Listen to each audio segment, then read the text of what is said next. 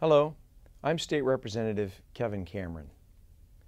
2 years ago, I stressed before the election that we must work on the priorities in our state in a bipartisan way, allowing for civil, public debate and transparency.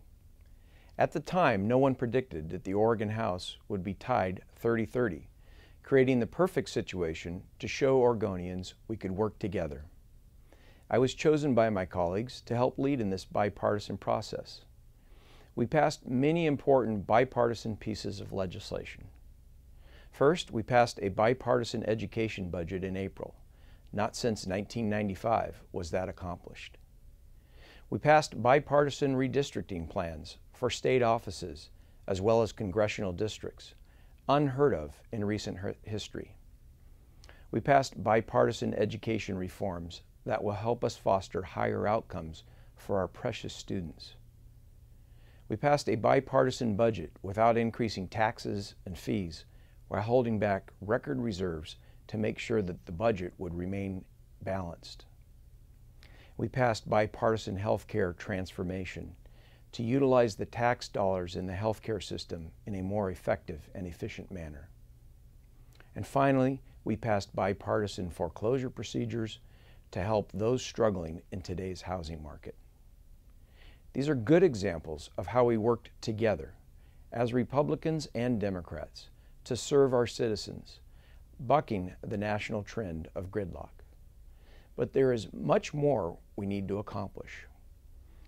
An aggressive private sector job creation agenda remains our highest priority. Today, Oregon's 8.9% unemployment and nearly 800,000 Oregonians on government food assistance are signs that we still have much to do to improve our jobs and economy status. This next session, we must again work together to pass legislation that will help get Oregon working. Our priorities need to be, first, pass a 50,000 jobs in 5 years plan. If fully implemented, that would aid the private sector to create 50,000 jobs over the next 5 years. Second, we must pass PERS reform to make it sustainable for all Oregonians.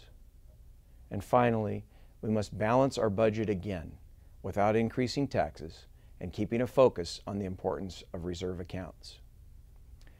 These are not partisan challenges. They are challenges important to all of us as Oregonians. If I am chosen as your state representative, I will remain committed to facing these difficult challenges by working with all individuals with a civil, positive, and passionate approach.